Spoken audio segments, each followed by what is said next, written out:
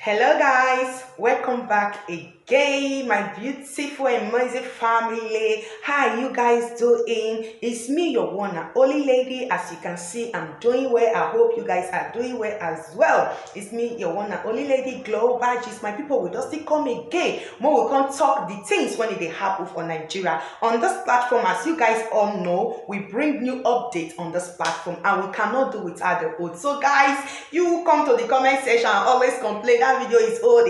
Guys, we cannot do without the old because the old make us to look for more new things. The old remind us also of new things, and the new also remind us of the old. So we have to bring all of them for you guys because there are some old things you need to see so that you know what you are fighting for. So guys, before we dive into the news, let me say this. If you love what you see on this platform, do not hesitate to subscribe. Subscribe to join this big family. When you subscribe, do not forget to click on the little icon bell. So do anytime we get new updates, you will be the first to get it sharp. So guys, let's dive into the news as I will be watching it with you guys. Stay tuned until we see again.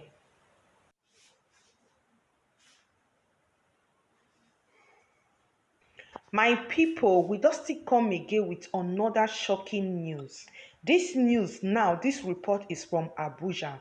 Guys, share the video. Share the video so that parents will get hold of videos like this. Share those videos because things that is happening to teenagers nowadays, young teenage girls, they are just terrible. This thing happened in Abuja. It happens in a body school. What happened to this young teenage girl of 14? It will shock you. That is what you are about to watch right now. The report says this young teenage, she condom was found in her private and leaked to her death. What makes the condom found in her private? You will hear it from the report from the parents direct. This news is coming from Ruth Stevens news. So guys, watch it, share it. Do not forget to share this video. Let it get to people, to parents that have young teenage girls, and I will see you guys soon. Watch it to the end and get the whole details. Do not forget to subscribe as well. Bye bye. Following the death of Karen Hapok Akpaga, the 14-year-old student of Premier Academy, Lugbe, Abuja, her family has said the FCT Police Command has refused to release the autopsy results carried out on the deceased. The deceased mother, Vivian Akpaga, who was visibly distraught and overcome by grief and sorrow, couldn't speak at the press briefing, which led to the leader of the Coalition of Gender-Based Violence Responders, Lemi Ugegbe, speaking on behalf of the family. Ugegbe, who is handling the case, said the FCT command collected the autopsy report 3 weeks ago, held onto it and refused to invite the family to inform them of its findings.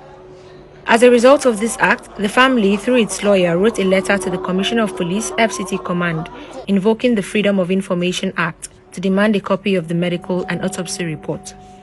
Ugegbe said 2 days later, the FCT Police Command, through DSP Form 1 Joseph, invited the lawyer of the victim and also Premier Academy's team to his office.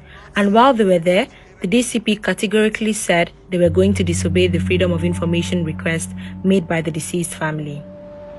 It was at that point, 2 days later, that the FCT Commissioner Police Command, through the DCP, invited the lawyer of Karen's family to the command, and invited, of course, the Premier Academy and its team. When they got there, the DCP announced clearly that they were going to disobey the Freedom of Information request made by the lawyer to the family of the deceased. It worries us that law enforcers who should enforce the law outrightly announced, DCP Form 1 Joseph, that he was going to refuse that request.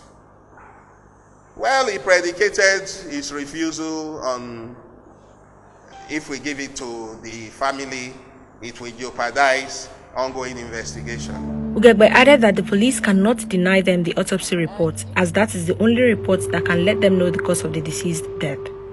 For all intents and purposes, you cannot deny me if my child has died in the circumstances that Karen has died. You cannot deny me access to medical report or access to the autopsy report. How do I get closure if I do not have questions answered through those reports? He added that DSP Form 1 and the FCT Command have not acquainted themselves credibly in this case, as they give the family reasons to believe that they give prior information to Premier Academy Lugbe. The DCP from Pam Joseph now read some, what he calls conclusion, but he didn't even have the autopsy report with him.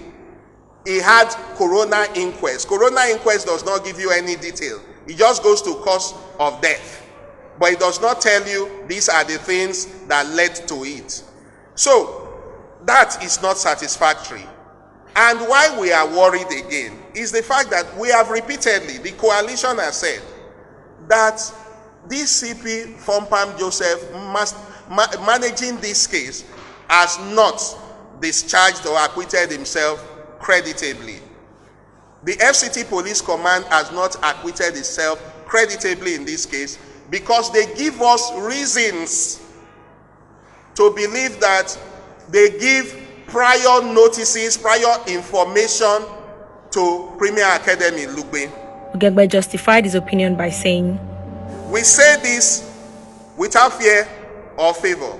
We say this because only last week I received a love letter from the office of AS, the chamber of AS Awomolo SAN. And that love letter seeks to threaten defamation and all that. That is not my interest here. What is my interest is the content of that love letter, where the chamber was quoting, was referring to the outcome of an autopsy report that had not been disclosed to any other person at that point.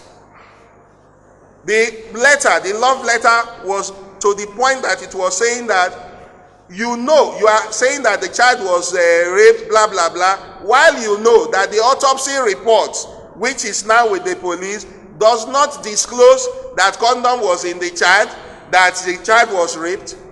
We cannot quote the autopsy report we have not seen. But as at September 3rd, the chamber of the SAN was quoting that, which is another incontrovertible documentary evidence that the police gives undue advantage and prior information to Premier Academy and its lawyers. We say that and we can back it, and I have referred to the love letter they wrote where that was stated. He added that the lawyer asked the DCP to read out the medical report of the deceased, but declined to say it had already been read before. The DC said, but we read it before, we read it. And the lawyer said, neither me nor the mother is aware of what is there. You have not read anything. And he says, but we read it. Okay, maybe you were not here, we read it.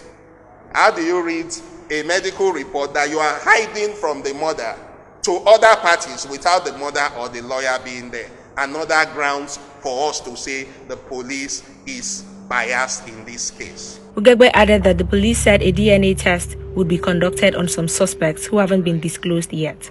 But the coalition is requesting to provide people whom they think are suspects for the DNA collection.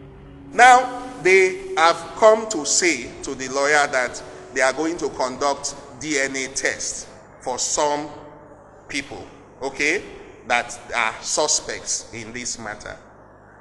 They haven't disclosed the people, but what we are saying is that the coalition has its intel because we've investigated. They want to do a DNA. We have our intel. We have people that we know. The family also has people that are directly connected with our daughter before she died. People whose names must be on the list of DNA, of suspects that should be conducted DNA on. So they cannot just go and take maybe 10 people who are very distant from the area that Karen operated from and conduct a DNA and tell us we could not find a match. No, we will not accept it. We have people, at least 5 people, and we've gathered intel. We've seen ex-students do voice notes sending to the coalition, telling us about people that they have encountered, suspected pedophiles. They've talked about them. So we have good grounds to say we have people that must be in that list. And if the FCT Police Command is shrouding an autopsy report and a medical report in secrecy and giving information about it to the other side, we should worry about what the integrity of a DNA they seek to conduct. He also mentioned that the police have been threatening him and his family for allegedly inciting public disturbance. In civilized crime, police works with civil society that are working on a case like this to get intel to crack a case. But what we have in this particular case is that police tried to intimidate us. Police actually threatened me and my family. Even served us love letter in the name of investigating us over inciting public disturbance. Ugegbe, however, said that all the coalition is doing is to call the attention of the Inspector General of Police to the infractions of the FCT Police Command. You can see all we are saying is to call the attention of the Inspector General of Police to infractions by the FCT Police Command. He faulted the actions of the FCT Police Command in their handling of the case, and he called on the Inspector General of Police to hand over the case to the Forced Gender Office for further investigations. IG of Police, sir, hand over that one to a new set of people that will deal with it. As a matter of fact, we have people who deal on sexual and gender-based violence issues. It's a gender-based violence kind of case. Hand over this case to DCP Margaret Ochala and our office. Let them deal with this decisively. The FCT Police Command, as it is now, has repeatedly undermined its own investigation. We have no faith in it going forward. Let it immediately leave this one at the stage it is, because we do not trust any DNA it wants to do. When the IG constitutes a new panel, they can take it from there. We and the family of Karen will be interested in it going forward.